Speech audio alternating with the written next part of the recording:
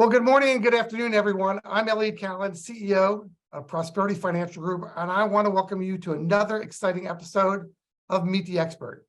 Today is all about real estate because the real estate market is changing very, very quickly, and there are going to be companies and entities that are not going to be standing in 12 months from now. And I wanted to bring on the show three true professionals that I think will be standing here 5 years from now, not just a year from now. So it's about real estate, primarily in the Bay Area here, but I'm sure it probably covers the entire country.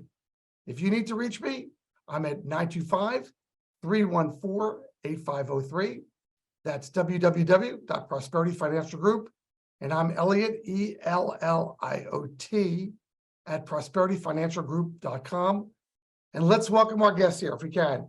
We've got from the team of Cassel and Brown of Keller Williams, we've got Aaron Brown, whose name is obviously in the title. We've got Anthony Cassel, the other name in the title.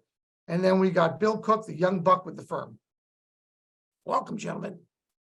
So, thank you. Thanks for having us. I'd love to have you here. They've got, and then just for our listeners here, or viewers, and we are in the top 2.5% of all financial podcasts globally now. If somebody wants to see that, many of these over 50 shows are on our website. Very exciting.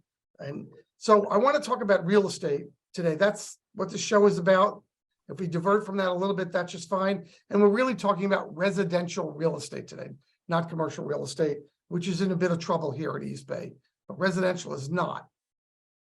So you gentlemen have so much experience. Why don't you tell me in a minute or so, each one of you, what's going on in the real estate market according to you? Aaron, you want to go? Yeah, sure, absolutely. I'll go. I would say overall our market is quite healthy, actually.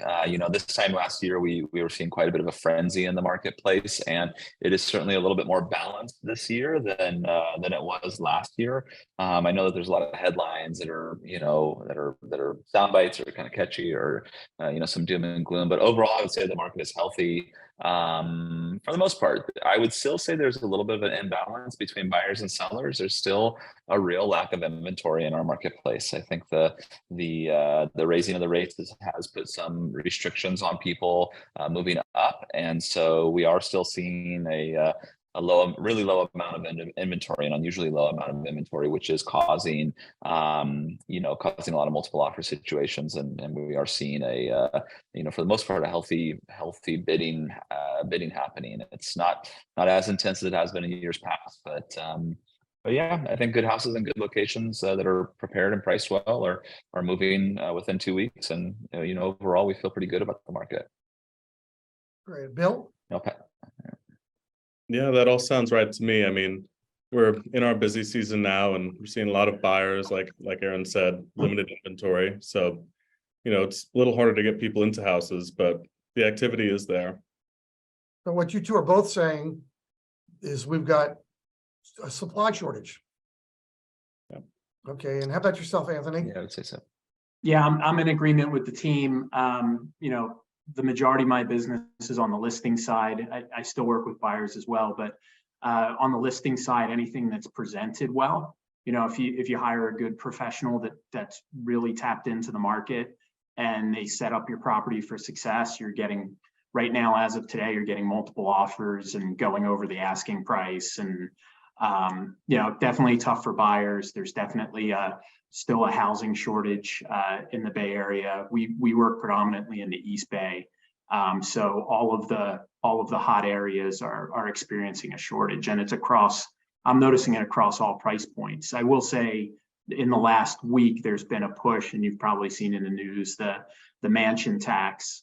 So that has actually created a little bit of push by sellers offering incentives the last week. So that I would say across all price points, but I'm seeing a little push right now because of that mansion tax for properties that are $5 million and over. So $5 million and over is the key. Yeah, for the mansion tax, that's correct. Okay, well, we might talk about that again in a moment. So let me get back to Anthony, because what you brought up brings up a few questions for me. But Aaron, I'd like to start with you with a question over here. And so you folks work in a team concept. Most realtors are just out there, individual realtors representing themselves. Maybe they're a Remax, Century 21, or some other company. but you work in a team process. Why is that important to the people listening? And how does that make you different? Yeah. Well, Anthony and I are the senior partners of this team, and we came together last year to combine our organizations to create a more efficient and robust offering for our clients. And what we've both realized over our careers is that, we can do every aspect of this job by ourselves. But there are certain components of it that there are people that are better than us that do it. We have a really incredible group of people who work in harmony and kind of unison together to truly deliver a better result for our clients. And as a younger agent, I worked independently and I was always very busy. But what I found is I was having to wear too many hats at one time. I was having to be a negotiator and a marketer and an admin and a transaction coordinator, and all of these different roles that had, to be quite honest, different skill sets and different mindsets. And so our concept is really about bringing a group of exceptional individuals together and having them be in roles that are a little bit more isolated. So it's kind of more of the idea of being an expert versus being a generalist. And as an independent agent, you have to be a generalist. You have to do all aspects of the business at all times.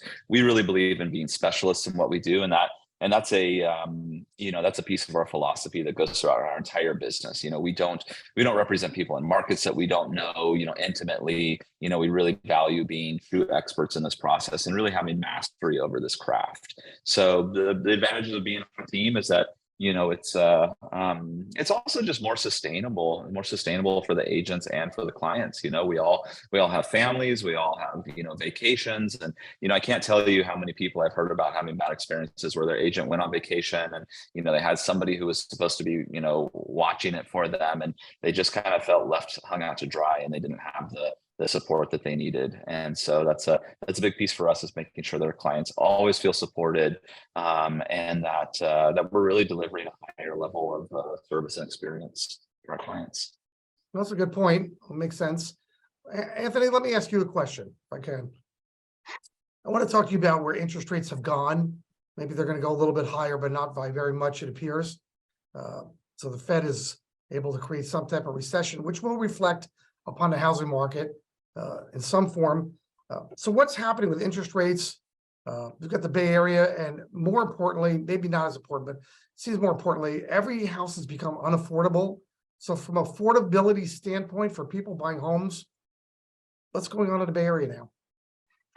Well, even before the interest rate hike, because of the, just the monthly cost for people to own a home, including, mortgage, taxes, insurance, maintenance, everything that goes into having to cover a monthly payment. Prior to interest rate spike, it was already a small percentage of people in the Bay Area that could actually afford to buy a home. And in that group, when we saw interest rates spike, we saw a lot of people that were just barely able to afford. And quite frankly, a healthy percentage of them we would probably advise not to buy, because they were really just trying to max out and barely be able to afford something in the Bay Area. A huge percentage of those people got eliminated, just because when interest rates went up, what they could afford per month, they couldn't get anything. A lot of the people under $1 million for what they wanted to buy, it just didn't exist anymore when interest rates spiked.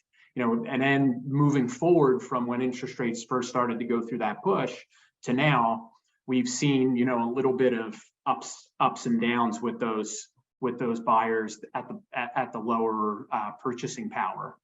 And then everybody above that, a lot of people have either said, "Oh, I'm going to sit out the market for a minute." It's caused people to hesitate, and then others just recalibrated and said, "Hey, this is what I'm going to go after now."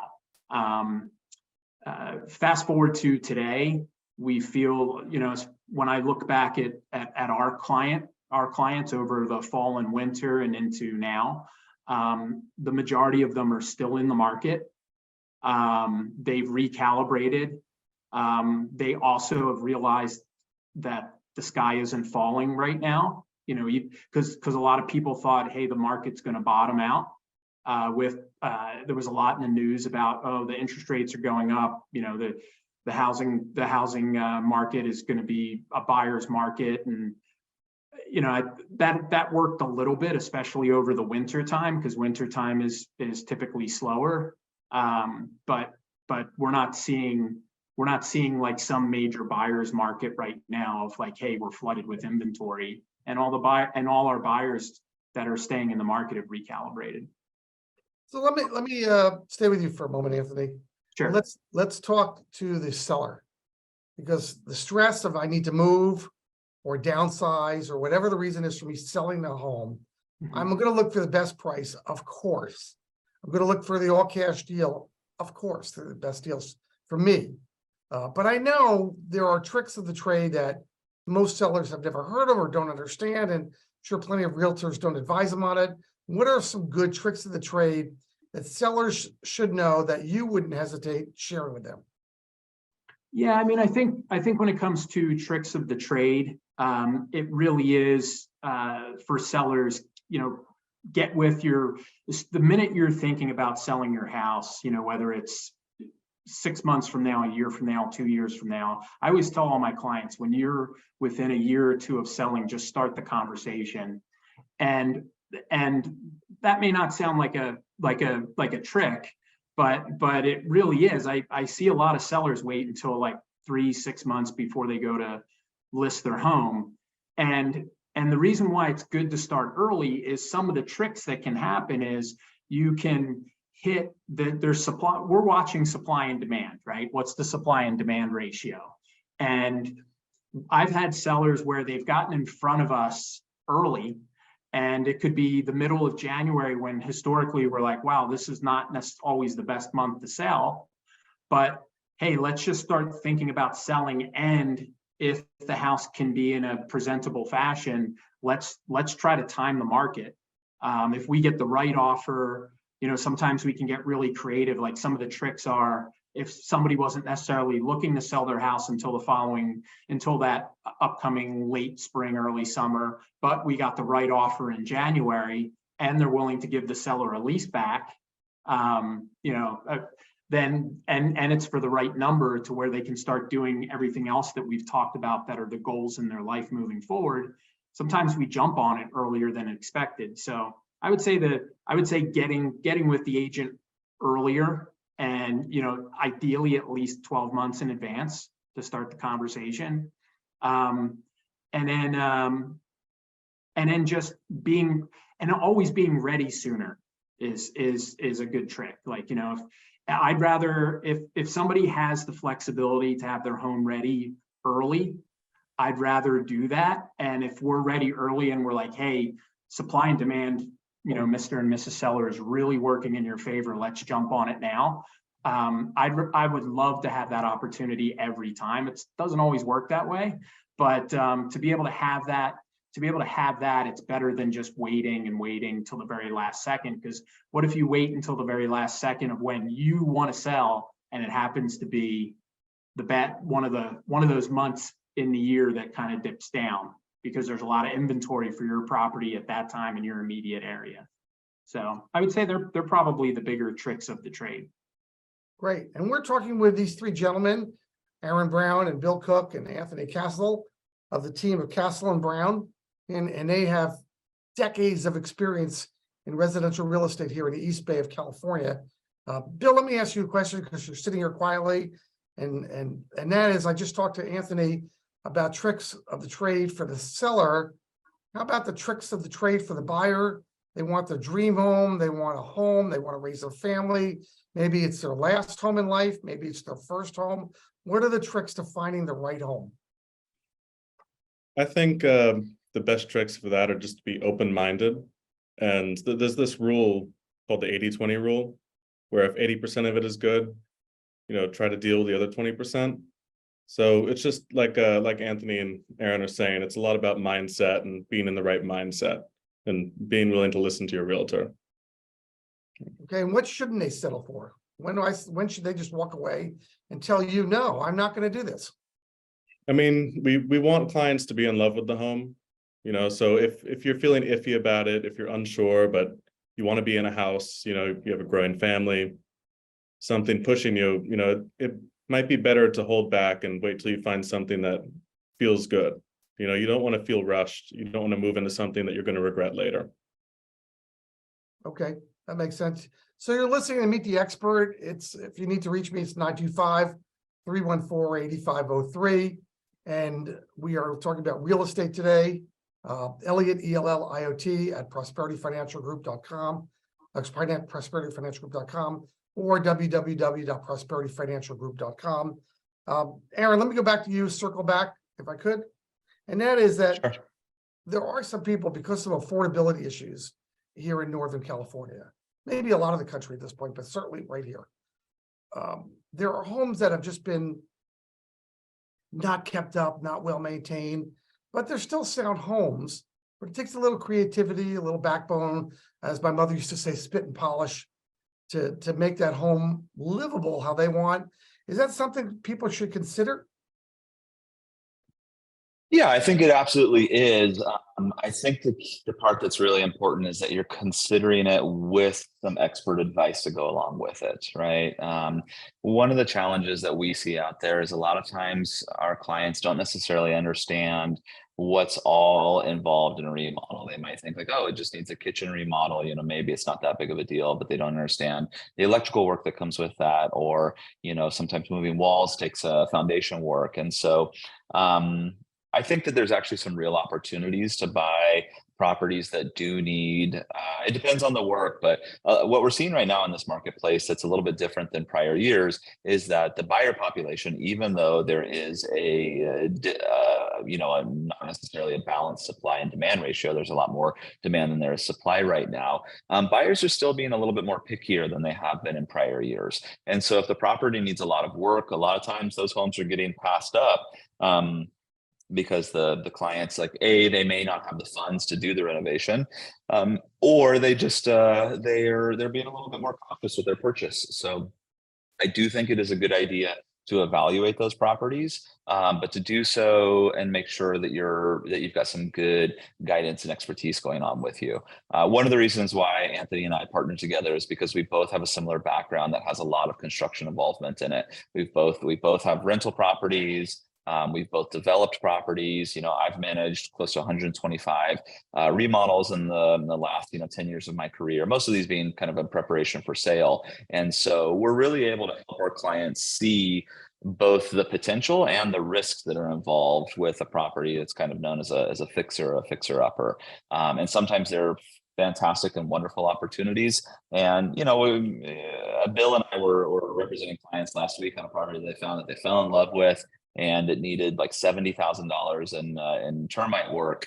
And it was on paper kind of a great deal. It had been sitting for 40 days and they were potentially able to get it at a price that was going to be really quite low for the neighborhood and the price per square foot. But we actually dissuaded them from moving forward with it. And the problem with this property is the way that it was built, the way that it was designed, it was always going to have these dry rot issues. Like, even if once they're repaired, they're the kind of things that are going to come back again and again and again, just because of the style of the construction. And beyond that, it also had some what I call uncurable defects. The backyard was really kind of detached from the home, and these guys had a 2.5-year-old and another baby on the way. And I said, hey, for the next 10 years of your life, you need access to your backyard. You need it to be a space that's comfortable for your kids to play in, and a place that you can get to easily, not something you're going to have to walk 45 steps to get down to, and you're never going to spend any time in. So that was a very long-winded answer to, again, saying, yes, I think people should consider them. But I really think you need some good expert guidance along the way, because it can either be a great opportunity, or you can, find yourself in a really terrible investment really quite easily, All right. Good answer. Anthony, I got a question about my son for you. So I have a son who's 29. He's not moving to Northern California because he never thought he could afford it. So he's going to be moving in the next 4 months to Washington, D.C. And he's like a lot of people, maybe they're coming into California or they're stepping up their game and they have kids where they didn't have kids. So he's not married with kids yet, but at some point schools will be very important for him. where he is in Fairfax County or McLean. At some point, he's Jewish, and proximity to some form of a conservative synagogue is going to be important. And a little less important here in Northern California, and there are fewer of them, but for him, that's important. And East Coast is loaded with that versus the West Coast. And he wants to be around at his age. He doesn't want to be around families like Walnut Creek area. He wants to be around people his age that are single, that those places are hopping at night, like Rock Ridge is hopping at night, and this place is hopping, and where he has the best chance of meeting somebody, you know, and one day settling down. What advice do you give to him? I mean, I think talking with a realtor that specializes in the area is probably the first thing to do. You know, if he's looking to buy a property in the areas that you just described, you know, I would say, hey, let's get on a group call with our team and talk through different areas that meet the goals you want, and we would align with either myself or Aaron or Billy or one of our other team members to help them through the process. You know, realtors are tapped into all the different communities. So whether you're looking for nightlife, whether you're looking for a family place to start a family, or you're looking for the church or the synagogue, and you know, and in your son's case, it's the, you know, probably, you know, in an area that's around a lot of action to meet somebody.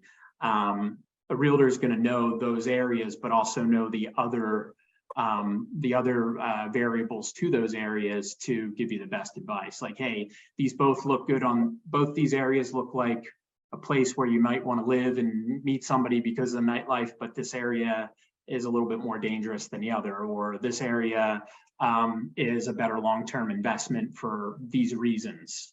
You know, or hey, we're seeing this other area go through additional growth, and it might make sense to go buy over here. So versus this other area that is also a nightlife spot. So that would be my best advice. Okay. And one thing that we were talking before we came on is what makes you different as a team is the ability to have a network of professionals in your hip pocket. So if I could ask you all that question, maybe start with you, Bill, and just kind of Bill and Aaron, and then Anthony, what that means to you and what it should mean to the buyer and the seller. I think it's huge. We have a huge network of preferred partners in the finance realm, insurance realm, pretty much everything we could possibly need. And so if we have a client who needs any of those things, they don't have to go searching on their own. You know, we can just pull one out, set up a meeting, and we have that available, which is really, really useful. Yeah, Aaron? Yeah, I'm gonna sort of tie this back into what Anthony was talking about in the last question, where, you know, the importance of working with a local real estate professional. You know, technically we can sell property anywhere in California, but one of the things that makes us different is we are true local experts. You know, I grew up in the East Bay. You know, Anthony and Bill have been here for a long time, and you know the market and the area intimately. And what comes with that also is the professional relationships with inside the real estate industry in our local marketplace. We got an offer accepted last week for a client that was in multiple competition. There were multiple offers in it, and the listing agent encouraged the seller to take our offer, even though it wasn't the highest, because A, we had a really clean package, but B, we had exceptional communication, and we had an entire team that the listing agent knew, was familiar with, and trusted. And I can't tell you, especially times like this where there's a lot of uncertainty in the market, everything going on with the banks, with rates, and all of those kind of things. It's critical to be working with somebody who has local connections and a local network, both in the inner industry and outside of it. I'll let Anthony chime in on that as well. I mean, to go back to your question, Elliot, I agree with everything these guys are saying, but to go back to your question, like, you know, my day today involved, I had a very long conversation with a tax professional, with a client who wants to look at the combination of real estate holdings, also look at their other investments. So bringing in, it was their investment advisor with a tax professional that I brought in from our team. And then it was myself in the conversation with the husband and wife also talking about, like, the conversation was more than just real estate. It was about, okay, the husband who just is in the process of being laid off at a biotech firm, getting a huge severance because he's been there forever. A week ago, they were thinking they were going to have to pay at least $500,000 plus in taxes, right? And so in the course of this conversation, it's like, how do we, between the real estate holdings, your other investments, do you have to pay that kind of money? Like, what can we do as a team? What can we brainstorm as a team to set this client up for success? And it's really a long-term play. It's not just trying to make a quick sale with a client. Part of the reason, one of the big reasons why we put this team together is it's long-term consultation. Everybody that's on our team we enjoy having that consultative approach, and it works really well with all our partners too. Great. So how do people reach the three of you? They want to do business with you, get more information, learn more, maybe engage with you as the buyer, the seller, whatever it is. How do they reach you? I'll go ahead and go first. So, we can all list out our phone numbers as well. I'll stream them across the screen. My phone number is 510-334-6952. We've also got a beautiful new website that's rolling out. It's www.cb, like Castle Brown, -re.com. So you can reach me at aaron@cb-re.com. And I'll go, I guess, this time. If you want to reach me directly, my cell phone is 415-310-0066. Of course, +1 if it's international. And as Aaron mentioned, our website, you can reach us at too. Go ahead, Billy. Yep, and you can reach me at 631-375-2595. Beards are in. I get it. Mustaches and beards. Yeah. Well, we've been talking to three absolute experts in the local real estate market out here. They're very pro realtor, as you could tell. They have good things to say about the real estate industry. Cassel and Brown is the team. They're part of Keller Williams. Want to explain why you're part of anybody? What that means to people? Why Remax or Keller Brown? Why not standalone? What's the difference?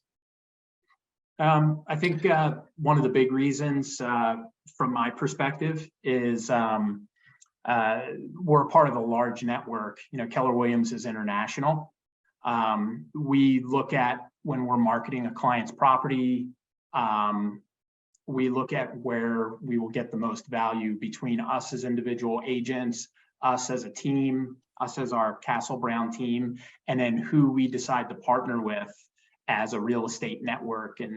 And the decision to go to Keller Williams over some of the other competing brands was really about providing the most and the best exposure for our clients.